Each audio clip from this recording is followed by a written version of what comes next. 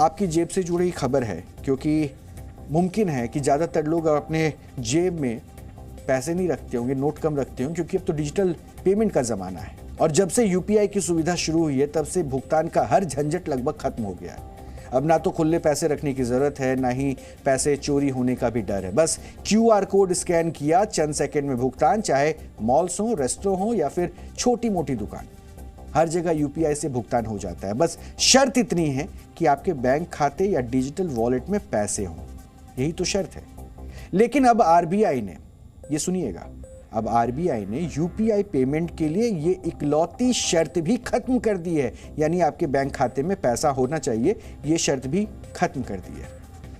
भारतीय reserve bank यानी कि आरबीआई ने घोषणा की थी कि अब यूपीआई पेमेंट के लिए लोग बैंक के जरिए क्रेडिट लाइन का इस्तेमाल कर सकते हैं। अब आप भी सोच रहे होंगे, क्रेडिट लाइन आसान भाषा में कहते हैं। आसान भाषा में अगर कहें तो आपके बैंक अकाउंट में अगर पैसा ना हो तो भी आप यूपीआई के जरिए पेमेंट कर सकते हैं, जिसे बाद में बैंक को अदा करना होगा। और आरबीआई ने यह घोषणा 6 अप्रैल को की थी और 11 अप्रैल को आईसीआईसीआई बैंक ने इस सेवा को शुरू भी कर दिया है। यानी अगर आपका खाता आईसीआईसीआई बैंक में है तो आप यूपीआई पर किश्तों की सुविधा का भी लाभ उठा सकते हैं। आपके मन में अब कई सवाल होंगे, मसलन कि क्रेडिट लाइन क्या है और खाते में बिना पैसे यूपीआई पेमेंट कैसे संभव होगी, फिर इसे किश्तों में अदा करने का ऑप्शन क्या है। तो हम आपको इसे और सरल भाषा में समझा देते हैं। सबसे पहले आपको क्रेडिट लाइन के बारे में हम बताते हैं। इसे आसान भाषा में अगर कहें तो ये कर्ज देने का सबसे आसान तरीका है और क्रेडिट लाइन के लिए कर्ज की लिमिट बैंक तय करता है। किस कस्टमर के लिए कितनी क्रेडिट लिमिट तय की जाएगी ये उसके सिविल स्कोर पर निर्भर करेगा। और क्रेडिट लाइन का फायदा उठाने के लिए आपको पहले बैंक में अप्लाई करना पड़ता है।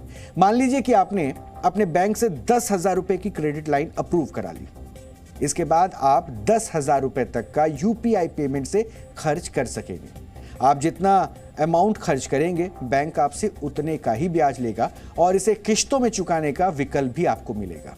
ये एक नई सुविधा है, यानी अगर आपके पास क्रेडिट कार्ड नहीं है और सेविंग अकाउंट में पैसे भी नहीं है तब भी इस सुविधा में यूपीआई के माध्यम से पेमेंट किया जा सकेगा। इसके लिए सबसे पहले बैंक में क्रेडिट लाइन की सुविधा के लिए अप्लाई करना होगा और बैंक आपके सिविल, इस बात पर आप ध्यान दीजिएगा, बैंक आपके सिविल के आधार पर क्रेडिट लिमिट तय करेगा और अप्रूवल मिलने के बाद आप इस लिमिट को इस्तेमाल कर पाएंगे।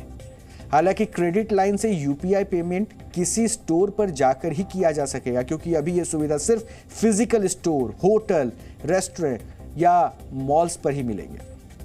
मान लीजिए बैंक ने आपकी क्रेडिट लाइन लिमिट 10,000 रुपए तय की है, तो सबसे पहले आपको किसी भी स्टोर पर जाकर सामान खरीदना होगा।